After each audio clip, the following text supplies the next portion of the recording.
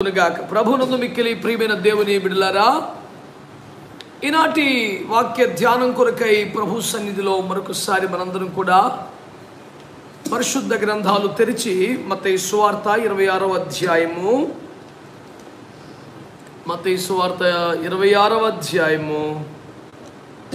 38 నుండి ఉన్న వచనాలు చదువుదాం. అప్పుడు యేసు, మరణమగునంతగా నా ప్రాణము బహు దుఃఖములో మునిగి ఉన్నది, మీరు ఇక్కడ నిలిచి నాతో కూడా మెలకువగా నుండుడని వారితో చెప్పి కొంత దూరము వెళ్ళి సాగిలపడి, నా తండ్రి, సాధ్యమైతే ఈ గిన్నె నా యొద్ద నుండి తొలగిపోనిమ్ము, అయినను నా ఇష్ట ప్రకారము కాదు, నీ చిత్త ప్రకారమే కానిమ్మని ప్రార్థించెను. ఆమేన్. దేవునికి స్తోత్రం కలుగును గాక. ప్రియులారా, సిద్ధపడుట ఎలా అనే అంశానికి సంబంధించి ఇంతకు ముందు మరొక సందేశాన్ని విన్నాం. ఈ సందేశాన్ని కూడా మనం ఆ అంశాన్ని కొనసాగింపుగా ధ్యానం చేస్తున్నాం. సిద్ధపడుట ఎలా అనే దానికి సంబంధించి ప్రభు నాకు 4 విషయాలు బయలుపరిచారు, నేర్పించారు, సిద్ధపరిచారు. అందులో ఒకటి దీనికి ముందు సందేశంలో మనం ధ్యానం చేసాం. నేడు ఒకటి, ఆ విధంగా మిగతా 2 సంక్షిప్త సందేశాలుగా మీ ముందు పెట్టాలని నేను ఆశపడుతున్నాను. రెండింతలుగా దేవుని వాక్యాన్ని సమకూర్చుకోవడమే, వాక్యమును ధ్యానించడమే, వాక్యాన్ని వినడమే, వాక్యాన్ని చదవడమే మనల్ని మనం సిద్ధపరచుకునే విధానం అని ఒక సందేశాన్ని మనం చూసాం. మరి సిద్ధపడటం ఎలా అనే దానికి సంబంధించిన దాంట్లో రెండవ అంశం, రెండవ పాయింట్ ఏంటంటే ఇప్పుడు మనం చదువుకున్న వాక్యం. యేసయ్య దుఃఖపడుటకును చింతాక్రాంతుడుటకును మొదలు పెట్టాడని, నా ప్రాణము నాలో మరణముగునంతగా దుఃఖపడుచున్నదని చెప్పాడని, తెర శిలువ మీద వేలాడుతున్నప్పుడు ఏలీ ఏలీ లామా సబక్తాని, నా దేవా నా దేవా నా చేయందుకు విడిచిపెట్టామని కేకలు వేశాడని మనము విన్నాము. వీటిపై కువిమర్శలు చేస్తున్న వ్యక్తుల మాటలు కూడా చాలానే విన్నాం. మీరు గమనించాల్సిన ఒక మాట, యేసు సిలువకు భయపడ్డా? శ్రమకు భయపడ్డా? ఒకవేళ ఆయన భయపడింది నిజమైతే ఆయన తప్పించుకోలేడా? దాన్ని అధిగమించలేడా? మరణ వేదనలు భరించి చావునే చంపి తిరిగి లేచి సశరీరుడిగా మరలా ప్రత్యక్షమై 40 రోజుల పాటు ప్రపంచమంతటికి, తనున్న సమాజానికి అనేక నిదర్శనలు, ప్రమాణాలు చూపించి చూస్తూ ఉండగా మేఘం మీద ఆకాశానికి వెళ్ళిపోయిన మహానుభావుని పట్టుకొని ఆయనకి భయం వేసింది, తప్పించుకోవాలని ట్రై చేశాడు, వల్లగాక ఏడ్చాడు. విమర్శ కొరకే విమర్శించాలనుకుంటే, దాని మీదే బతకాలనుకుంటే, ఆయన పేరు చెప్పుకొని 10 రూపాయలు సంపాదించుకుంటే నీ ఇష్టం. కానీ అది ఏమాత్రం సహేతుకంగా ఉందో ఒకసారి ఆలోచించండి. ఈ సందర్భంగా నేను చేస్తున్న మనం ఏమిటంటే, సేవకులైన మీరు, విశ్వాసులైన మీరు, దేవుని బిడ్డలమైన మనం ఒక మాట ఆలోచించండి. ఆయన భయపడి ప్రార్థన చేశాడా? ఈ గొడవ వదిలిపోతే బాగుండని ఏడ్చాడా? ఈ గండం తప్పిపోతే బాగుండని ఏడ్చాడా? ప్రార్థించడం ద్వారా ఆయన ఏం కోరుకున్నాడు? శిలువను తప్పిపోవాలి, నా మీద ఒక కొరడ దెబ్బ పడకూడదు, నన్ను అమర్యాదగా చూడకూడదు, వాళ్ళు నన్ను బాగా చూసుకోవాలి అని ఏడ్చాడా? మనమందరము సులువుగానే గ్రహించగలిగిన, అర్థం చేసుకోగలిగిన, ఒప్పుకోగలిగిన ఒక క్లియర్ విషయం ఏంటి? అక్కడ లోకమంతటికి, ఆదాము మొదలుకొని చివరి మనిషి దాకా, ఆయన సంకల్పంలో ఉన్న ప్రతి వారికి, విశ్వసించిన ప్రతి వారికి, అప్పగించుకునే ప్రతి వారికి నిత్య రక్షణ కలిగించడానికి, నరకమును తప్పించడానికి, సమయోచితమైన సహాయం చేయడానికి, ధైర్యముగా ప్రతి వారు దేవుని కృపాశ్రమ దగ్గరకు వచ్చే మార్గం ఏర్పాటు చేయడానికి, అనుదిన బలికాండను నిలిపివేసి సదాకాలము సరిపడే ఒకటే బలిగా తాను మారడానికి యేసయ్య ఆ తీవ్రమైన ప్రార్థనను, ఆ కన్నీటి ప్రార్థనను, ఆ రక్తము చిందించిన ప్రార్థనను, ఆ మరణమగునంతగా చేసే ప్రార్థనను, ఆ మహారోధన చేసే ప్రార్థనను ఆ మహా గొప్ప క్రతువుకు సిద్ధపరుచు చర్యగా భావించాడు, చేశాడు. దేవునికి స్తోత్రం కలుగునుగాక. అంటే దాని అర్థం ఏంటి? ప్రభువా ఎలాగైనా తప్పించు ప్రభువా, ఎలాగైనా తొలగించు ప్రభువా, నా భయం వేసేస్తుంది ప్రభువాలు కొట్టేస్తారేమో ప్రభువా, ఇలాంటి సండే స్కూల్ ఏడుపులు కాదవే. ఆయన ఏమంటున్నారంటే ఆ ప్రార్థన ద్వారా తండ్రి సంకల్పములోని పని, తాను సమర్పించుకున్న పని, లోక రక్షణ నిర్విఘ్నంగా సాగాలి. ఏ ఆటంకం రాకూడదు.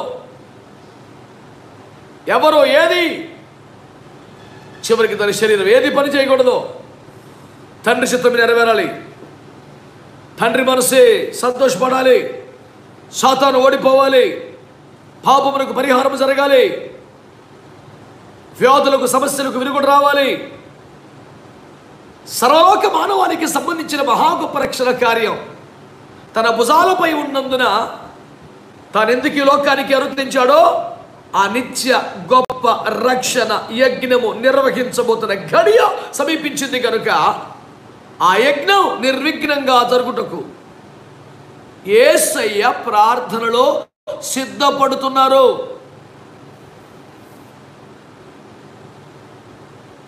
యేసయ్య ప్రార్థనలో సిద్ధపడుతున్నారు.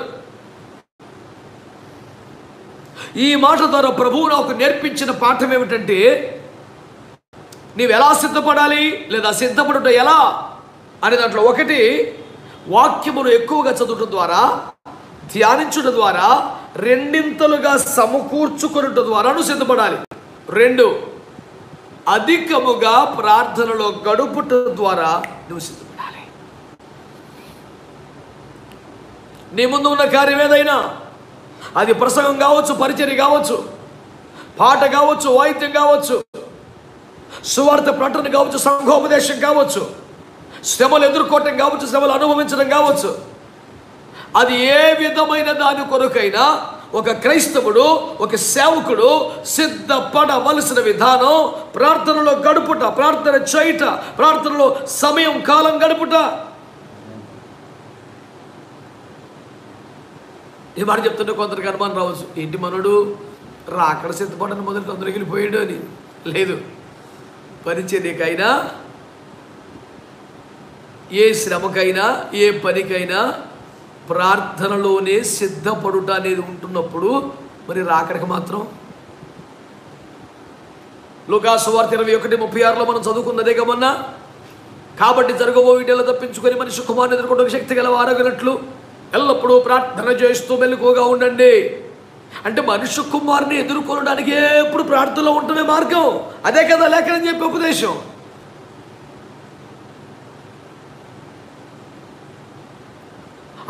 అనగా రాకడకు సిద్ధపడే ఒక క్రమం ఏమిటన్నమాట, ప్రార్థనలో గడపటమే, ప్రార్థన చేస్తూ మెలుకుంటమే. ప్రార్థన ప్రార్థన ప్రార్థన. కష్టం వస్తే ప్రార్థన చేస్తున్నావు, బాధ వస్తే ప్రార్థన చేస్తున్నావు, అపాయం వస్తే ప్రార్థన చేస్తున్నావు, మరో గత్యంతరం లేక ప్రార్థన చేస్తున్నావు. కానీ అన్ని అనుకూలంగా ఉన్న, దర్జాగా ఉన్న, ఏ లోటు, ఏ కీడు, ఏ రోగం, ఏ నొప్పి లేకపోయినా యేసు రాబోతున్నాడు కనుక నువ్వు ప్రార్థనలో గడపాలి. ప్రార్థనలో గడుపుట ద్వారా నీ అంతరంగ పురుషుని, నీ ఆత్మను ప్రభు రాకలో ఎత్తబట్టుకు నువ్వు సిద్ధపరచుకుంటావన్నమాట. That is one of the best ways of preparation your spirit in a man for the rapture. మహిమగల క్రీస్తు రాకలో ఎత్తబట్టుకు నీ అంతరంగ పురుషుని, నీ ఆత్మను సిద్ధపరచుకునే ఉత్తమమైన విధానములలో ఒకటి ఖచ్చితముగా ప్రార్థన ప్రార్థన ప్రార్థన. దేనికైనా సిద్ధపడేటప్పుడు ప్రార్థన ద్వారానే సిద్ధపడాలి అనే కీలకమైన పాఠాన్ని, హెచ్చరికను, జాగ్రత్తను సంక్షిప్తంగా మీ ముందుకు తేవడానికే పరిశుద్ధాత్మ దేవుడు నన్ను సిద్ధపరిచాడని జ్ఞాపకం చేస్తున్నాను. ఈ పూట యేసు ముందు ఉన్న కార్యం ఎంత పెద్దది. కొందరు అమాయకులను కొనుచున్నట్టుగా తన్ని శ్రమ నుండి తప్పించని అడిచింది కాదు, నేను ఈ శ్రమకు అప్పగించుకున్న ద్వారా విశ్వమానవులందరూ నరకం తప్పించబడాలి. ఆమె దేవునికి స్తోత్రం కలుగునుగా. ఎంతటి విశాల భావం ఉన్న యేసును పట్టుకొని ఎంత సంకుచితంగా ఆలోచించేవారు ఆయన. మరి అదే మరచెంబును పట్టుకొని సముద్రం ఒడ్డుకి వెళ్ళి దాని నిండా నీళ్లు తెచ్చి సముద్రం తెచ్చేసారు అనుకోవడం అంటే అదే. మరి నీ చెంబులో ఎంత పట్టింది అంతే పట్టింది, సముద్రం అంతే ఉంటుంది అక్కడ. నీ చెంబు కెపాసిటీ అది. దేవునికి స్తోత్రం. చెంబు నిండా నీళ్ళు చూసుకొని సముద్రం మొత్తం ఇంటికి వచ్చేసింది అనుకోవద్దు. ఓ మనుషుడా, నీవెంతటి వాడవన నిరుత్తరుడు అయి ఉన్నావు, మట్టి వాడమని గుర్తు చేసుకుంటుంది దేవుని వాక్యం. యేసు ప్రభువారా మరణానికి భయపడింది. ఏయ్ మరణమా అంటూ గర్జించిన సింహం కదా. దేవునికి స్తోత్రం కలుగును గాక. రాజులు, చక్రవర్తులు, గొప్పలు, పవర్ఫుల్ అనుకున్న వాళ్ళందరూ జనాలు సాగుకొట్టి కింగులైన వాళ్ళు ఒక యేసు ప్రభువే తను ప్రాణం ఇచ్చి ప్రపంచ మనుషుల గుండెల్లో రాజ్యం వెళ్తున్నాడు. దేవునికి స్తోత్రం కలుగును గాక. ఈడ్చికొడితే 700 చిల్లర జనాభా, కోట్ల జనాభాలో సక్కని సగం జనాభా గుండెల్లో కొలువై పూజలు అందుకుంటున్నవాడు ఎవరు? యేసునాథుడు కాకపోతే. జనాలు రావుగొట్టి కింగ్ అయ్యాడా? పిలాతు గారికి అర్థం కాల, మనకి అర్థం అవట్లే ఇప్పటికి. నువ్వు రాజువా అన్నాడు. రాజునే కానీ నా రాజ్యం ఈ లోక సంబంధమైంది కాదన్నాడు. ఈ లోకములో లేదనలా, ఈ లోకములో లేకపోతే అసలు ఆ మాట చెప్తే కొంత లోకములో ఉండి లోకముతో సంబంధం పెట్టుకోకపోతేనే కదా దాని పేరు దేవుని రాజ్యం. అదే కదా దేవుని సంఘం.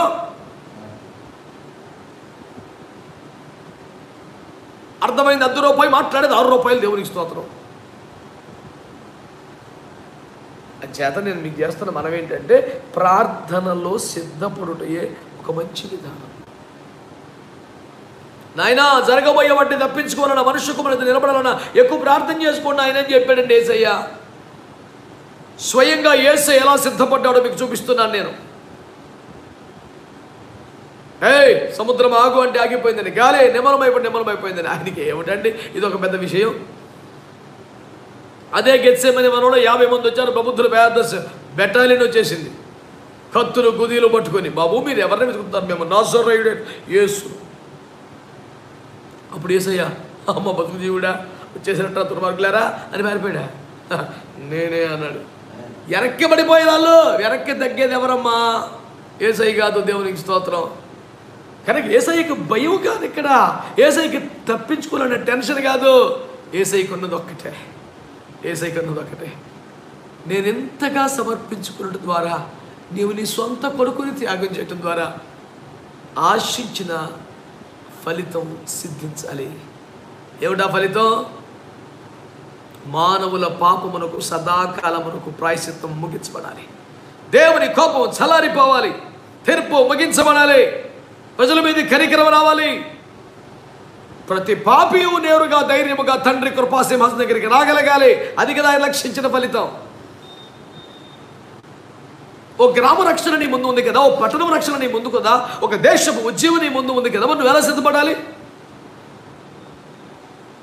లోకమంతటికి సంబంధించిన రక్షణ కార్య విషయంలో, పరలోకము తండ్రి తన మీద పెట్టుకున్న ఆశల విషయంలో యేసు ఎంత బాగా సిద్ధపడుతున్నారు చూసారా? అంతకుముందు 3.5 సంవత్సరాలు సుమారు ఆయన చేసిన పరిచర్య కాలం కూడా సుమారు 30 సంవత్సరాల ప్రతి రాత్రి మహారోదనతోనూ కన్నీళ్లతోనూ ప్రార్థనలు యాచనలు సమర్పించి కదా ఆయన సిద్ధపడ్డాడు.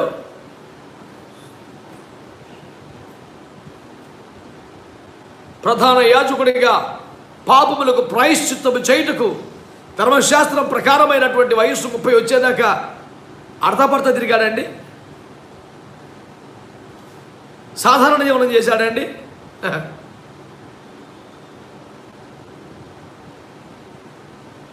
పరిచర్య ఆయనకు అవసరం. వడ్రంగిది పని చేయటం, చెక్కలు తోవటం, మేకులు కొట్టడం, ఆయన్ని తొడటం, తానే ప్రవేశపెట్టిన నేర్పించిన క్రమాన్ని ఆయన మీరలేదు. పరిచర్య చేశాడు. ప్రతి రాత్రి ప్రార్థనలో గడిపాడు.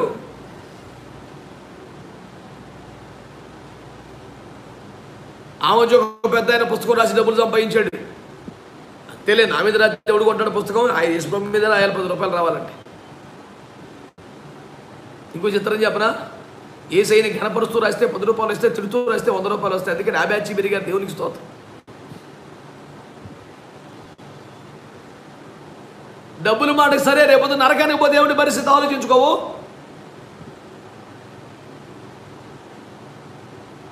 అంతేసి మాటలతో నా ప్రభువునే తిడుతూ ఉంటే ఇక నన్ను తిడితే లెక్కే ఉంది. సాధారణ వ్యక్తులవేగా, మట్టి పురుగులవేగా, పెద్ద విషయం ఉంది మా దగ్గర. అంచేతనని కోరుతున్నాను, సిద్ధపాటు అంటేనే ప్రార్థన అండి. సిద్ధపరుచుకుంటే ఎలాగా ప్రార్థన? మరి ఈ గ్రామంలో దేవుడిని పెట్టాడు, ఈ పట్టణంలో దేవుడిని పెట్టాడు, ఈ నగరంలో దేవుడిని పెట్టాడు, కొంత జనాన్ని ప్రజలు నీకు అప్పగించాడు, ఒక భారం మీద, ఒక ప్రాంతం మీద నీకు భారం ఇచ్చాడు దేవుడు. అలాంటప్పుడు దాని ఉగ్రతను తప్పించడానికి, ఆ ప్రజలు నరకానికి వెళ్ళకుండా అడ్డుపడడానికి, వాళ్ళందరూ రక్షణలో తేవడానికి నీవు ఆ కడవరి ఉద్యోగం చూచడానికి ఎలా సిద్ధపడుతున్నావు? ప్రార్థనేనా? ఇంకో మార్గం లేదండి.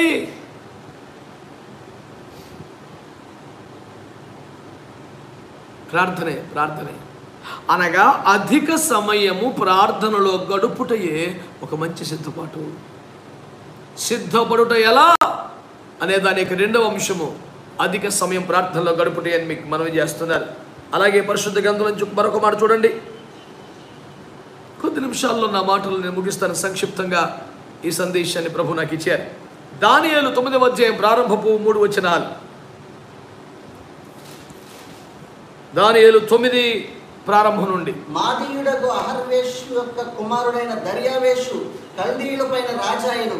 అతని ఏలుబడిలో మొదటి సంవత్సరమందు దానియేలును నేను యెహోవా తన ప్రవక్తయగు ఇర్మీయాకు సెలవిచ్చి తెలియజేసినట్టు యెరూషలేము పాడుగా ఉండవలసిన 70 సంవత్సరములు సంపూర్తి అవుచున్నవని గ్రంథముల వలన గ్రహించి తిని. అంతట నేను గోనెపట్ట కట్టుకొని ధూళి తలపైన వేసుకొని ఉపవాసం ఉండి ప్రార్థన విజ్ఞాపనలు చేయుటకై ప్రభువుకు దేవుని ఎదుట నా మనస్సును నిబ్బరము చేసుకుని. దేవునికి స్తోత్రం చెప్పండి. హల్లెలూయా. ఏమండి, దానియేలు మహాభక్తుడికి కడవరి ఉజ్జీవమును గురించిన ఒక పాఠం మనకు నేర్పించే అవకాశం వచ్చింది. వారు బబులోను చెరలో ఉన్నారు. అయితే బబులోను చెరలో ఎంతకాలం ఉండాలో దేవుడు ముందే ప్రవచించాడు. శ్రమ పడుతున్న సేవకులు, బాధలు పడుతున్న సేవకులు, ఇబ్బందులు పడుతున్న సేవకులు, భయంకరమైన కష్టాల్లో ఉన్న సేవకులు, మాకు ఈ పరిస్థితులు ఏమిటని బాధపడుతున్న వారు, వ్యాధులతో, అప్పులతో, శ్రమలతో, నిందలతో, తిరుగుబాట్లతో, తమను విడిచి వెళ్ళిపోతున్న ప్రజల వలన, విశ్వాసుల వలన, పరిచారకుల వలన గుండె గాయమైన వేదనతో సేవకులారా, నీవెన్ని రోజులు శ్రమ పడాలో దేవుడు లెక్క పెట్టి ముగించాడు. ఎప్పుడో శ్రమలు అనంతం కాదు, శ్రమలు శాశ్వతం కాదు. క్రీస్తులో నీ మహిమకరమైన నిత్యత్వమే శాశ్వతమని జ్ఞాపకం చేస్తున్నారు. యోధులు బబులోను చెరలో ఉన్నారు, కానీ అనంతం కాదు, శాశ్వతం కాదు. వాళ్ళు ఇంతకాలం పాటు ఉండాలని దేవుడు ఫిక్స్ చేశాడు. మీ కుటుంబంలో వ్యాధుల, నీ శరీరంలో ఉన్నటువంటి సమస్యల, ఆర్థిక పోరాటాల, ఇంకా మార్పు చెందిన వ్యక్తులను కలుగుతున్న వేదనల, వ్యతిరేకతల, పోరాటాల, అది ఏ శ్రమ అయినా దానికి ఒక ముగింపు ఉందని జ్ఞాపకం చేస్తున్నారు. నీ నిత్యానందానికి మహిమకు ముగింపు లేదు. 10 దినములే శ్రమ కలుగుతాయని దేవుడు స్వర్ణ సంఘ పాస్టర్ గారికి చెప్పలేదా? 10 దినములే. నువ్వెన్ని దినములు శ్రమ పడాలో లెక్క పెట్టాడు దేవుడు. నేను మీకు జ్ఞాపకం చేస్తున్నాను. ఆ ప్రవచనం దానియేలుకు దొరికింది. 70 సంవత్సరాలు చెరలో ఉంటారు. అమ్మ బాబోయ్, క్యాలెండర్ చూసాడు, లెక్క పెట్టాడు. అయితే మనం ముగింపుకు వచ్చాం. మన రాజ్యం మనకు వచ్చేస్తుంది, మన దేశం మనకు వచ్చేస్తుంది. తిరిగి మనం బానిసలుగా కాకుండా, కాంగ్రెసీకులుగా కాకుండా, పరాయి దేశంలో చెరలో ఉన్నవారుగా కాకుండా స్వేచ్ఛను, స్వాతంత్రాన్ని అనుభవించబోతున్నాం. పరిపాలించేయాలి. మనం ఇప్పుడు దేశం నిలబడి చేయాలి. మళ్ళీ మన రాజ్యాన్ని నిర్మించుకోవాలి. ఎగిరి గంతేసి బిర్యానీ తినలా. వెంటనే కొన్ని దినాల పాటు ఉపవాసం ఉండి ప్రార్థన చేయడానికి, కన్నీరు కాచడానికి మనస్సు నిబ్బరం చేసుకున్నాడట. అంటే ఇప్పుడు ఏం చేస్తున్నాడు? స్వరాజ్యం, స్వదేశం చేతికొస్తే, పరిపాలన చేతికొస్తే, చెరలో ఉన్న, పాడుగా మిగిలిపోయిన, త్రొక్కబడిన, నాశనం చేయబడ్డ పట్టణాన్ని, రాజ్యాన్ని, దేశాన్ని మరలా శోభాయమానంగా, మహిమాయుక్తంగా పునర్నిర్మించుకోవటానికి అతడు ప్రార్థనలో సిద్ధపడుతున్నాడు. దేవునికి స్తోత్రం కలుగునుగా. నమ్మండి ప్రియులారా, శ్రమ పడుతున్న వారులారా, హేళన చేయబడుతున్న వారులారా, తృణీకరించబడుతున్న వారులారా, మహోన్నతిని పరిశుద్ధుల రాజ్యాధికారము చైద్రనే ప్రవచన నెరవేరక రాబోతుంది. జనవరి 2000కు వస్తారని వాగ్దానం నెరవేరబోతుంది. సముద్ర వ్యాపారం త్రిప్పబడిన వాగ్దానం నెరవేరబోతుంది.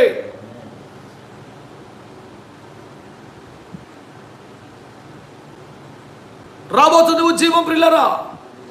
అందుకొరకే ఈ పరిస్థితులు, అందుకొరకే ఈ శ్రమ. ఇదే విశ్రమ యేసు రక్తం చేయ రాబోతుంది అసలు ముచ్చట.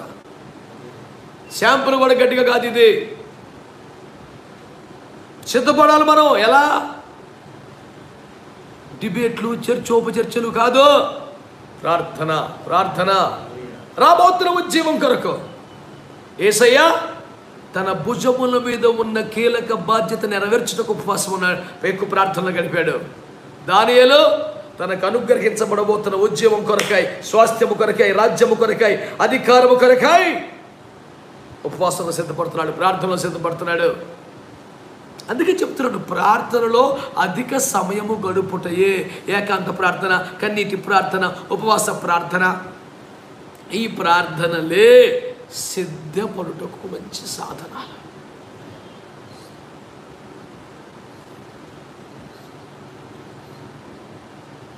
ఒక సేవకుడిగా, క్రైస్తవుడిగా నీకే బాధ్యత లేదా? ప్రభు నీకే భారాన్ని అప్పగించలేదా? నీకు అప్పగించబడ్డ బాధ్యత విషయంలో నువ్వు ఫెయిల్ అవ్వకుండా ఉండాలంటే ప్రార్థనలో సిద్ధపడాలి. నీ చేతికి అప్పగించబడబోతున్న స్వాస్థ్యం, ఉద్యమం విషయంలో నీవు విఫలమవ్వకూడదు అనుకుంటే నువ్వు ప్రార్థనలో సిద్ధపడాలి. చివరిగా మరొక మాట జ్ఞాపకం చేస్తాను. ఎస్తేరు గ్రంథం 4వ అధ్యాయం 16వ వచనం. ఎస్తేరు 4:16. నీవు పోయి శూషణనందు కనబడిన యూదులనందరినీ సమాజ మందిరమునకు సమకూర్చి నా నిమిత్తం ఉపవాసం ఉండి 3 దినములు అన్న పానములు చేయకుండుడి. నేనును నా పనికెత్తెలను కూడా ఉపవాసముందుము. ప్రవేశించుట న్యాయ వ్యతిరేక్తముగా ఉన్నను. నేను రాజునొద్దకు ప్రవేశించుదును. దేవునికి స్తోత్రము కలుగును గాక.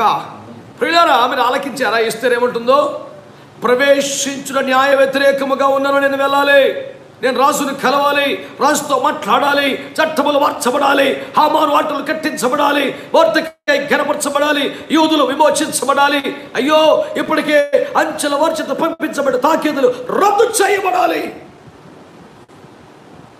127 సంస్థానములలో చెదరి ఉన్న యూదుల మెడపై వేలాడుతున్న కత్తి పక్కకు తీసివేయబడాలి. తరుముతున్న మరణం ఆగాలి. ఇన్ని కార్యాలు ఉన్నాయి నా ఎదుట. అందుకొరకు నేనేం చేస్తాను? నేను, నా ఇంటి వారు, నా పనికెత్తలో ఉపవాసంలో ఉంటా. అవును ప్రియులారా, రాజును ఎదుర్కోవలసి వస్తుంది, ప్రభుత్వాలను ఎదుర్కోవలసి వస్తుంది, సమాజం ముందు నిలబడవలసి వస్తుంది. మొన్నొకసారి పాస్టర్ గారు నాతో అంటారు, ఒక ఆయన, నేను మట్టి ఎట్టి పరిస్థితుల్లో పోలీస్ స్టేషన్ కానీ కోర్టు మెట్టు కానీ ఎక్కనంతే అన్న. నీకేదో కష్టం వస్తే సహాయం చేయమని ఎక్కకపోవచ్చు, కానీ నీ మీదే ఎవరైనా దుర్మార్గంగా అన్యాయంగా కేసు పెడితే ఏం చేస్తావన్న. నేను మట్టికి అక్కనాడు. అయితే పద్ధతికి ఇంటికి వచ్చి తీసుకెళ్తారు. పోలీస్ స్టేషన్ మెట్లెక్కిన, కోర్టు మెట్లెక్కిన యేసు మహిమ కొరకే, యేసును ప్రకటించడానికే వెళ్ళాలని కోరుకోవటంలా, అందరు అక్కడ నుంచి ఉండాలని ప్రవచించట్లా.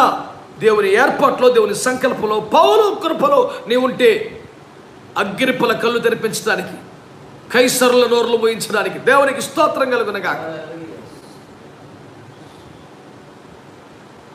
చరిత్రలు నిలబడిపోయే సత్య నిరూపణ గావించడానికి నువ్వు గౌరవప్రదంగా దేవుణ్ణి పైకెత్తడానికి వెళ్ళవలసి రావచ్చు. It's okay, no problem. నేను చేస్తున్న మనం దేనికైనా మనం సిద్ధపడి ఉండాలి. మన విశ్వాసమును గురించి సాత్వికంతో జవాబు చెప్పేది మందిరములో, ఆ పుల్పిట్ మీద కాదు, ఏడైనా చెప్పాలి దేవునికి స్తోత్రం. అందుచేతనే మనం చేస్తున్నాను. సిద్ధపడండి. ఎలా? ప్రార్థన ద్వారా. ప్రవేశించడానికి అనుమతి లేదు, రాజును కలవడానికి పర్మిషన్ లేదు. పర్మిషన్ లేకుండా వెళ్తే శిక్ష, మరణదండం కూడా రావచ్చు, చచ్చిపోయే ప్రమాదం ఉంది. అయినా నేను వెళ్ళాలి. అక్కడ జనం చచ్చిపోతుంది. స్థాయికి మించి, పరిధికి మించి ప్రాణాలకు తెగించి పని చేయవలసిన కాలం రావచ్చును. కొన్ని ప్రాంతాలకు వెలుటయే ప్రమాదకరంగా పరిణమించవచ్చును. వ్యతిరేక్తంగా చోట్లకు కూడా వెళ్లాల్సి రావచ్చును. మరి దానికి ఎలా సిద్ధపడాలి? ప్రార్థన. మళ్ళీ ప్రార్థన.